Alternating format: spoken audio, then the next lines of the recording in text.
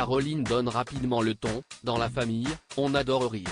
Et si est bien ce qui transparaît tout au long de son ouvrage, dans lequel elle livre son témoignage, donne des conseils de développement personnel et de lecture, le tout saupoudré d'un petit côté ludique. Très jeune, Caroline Le Flour faisait déjà le clown dans sa famille, pour ses 4 frères et sœurs et, ce qui est plus rare, elle a continué en chimiothérapie sur son lit d'hôpital, à 32 ans.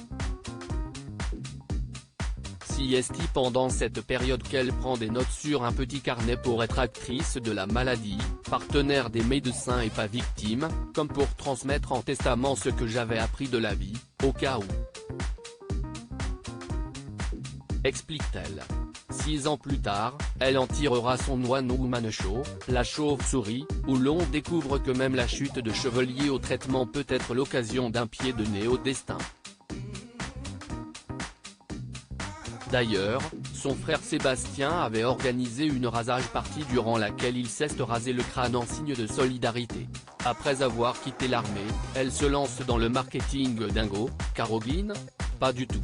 Plutôt résolument décidée à faire face. J'avais appris, petite, à être un bon petit soldat. C'est d'ailleurs comme ça qu'à 18 ans, je me suis retrouvé dans l'armée de terre, catégorie chasseur alpin.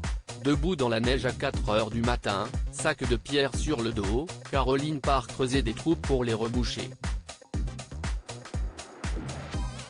J'ai fait Koh-Lanta avant l'heure et, un jour, je me suis demandé ce que je fichais là, se souvient-elle. Sa vraie passion, depuis toujours, c'est la psychologie, qui lui fait dévorer des kilos de livres. Après avoir quitté l'armée, elle se lance dans le marketing en se concentrant sur l'aspect psy, l'art de se mettre au plus près du profil du client. C'était compter sans ma chef, dont la personnalité se situait entre Hitler et Hannibal Lecter, résume Caroline tout en nuances. J'aurais dû partir, mais on n'apprend pas forcément à dire non. Il faut pourtant le faire quand on risque d'y laisser sa peau.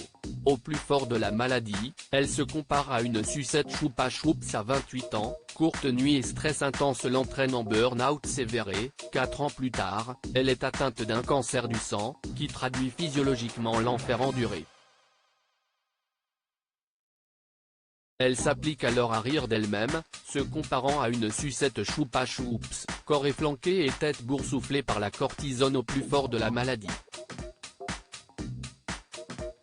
Caroline est une battante et se décide à travailler sa personnalité, quitte à faire de l'autosuggestion. Par exemple, raconte-t-elle, je me disais, non, je n'aurais pas la nausée, parce que je déteste vomir, et je n'ai pas eu la nausée.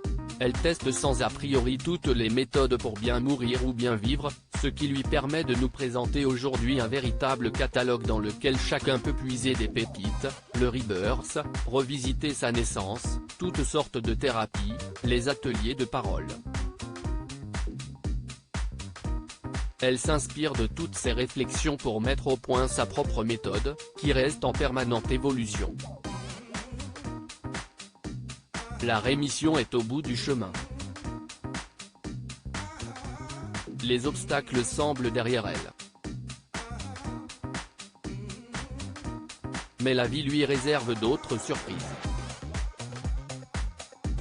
On ne peut pas traiter le psychique sans l'émotionnel et le corporel à 38 ans, alors qu'elle a traversé le cancer en couple et compte passer à plus gai, elle découvre son infertilité.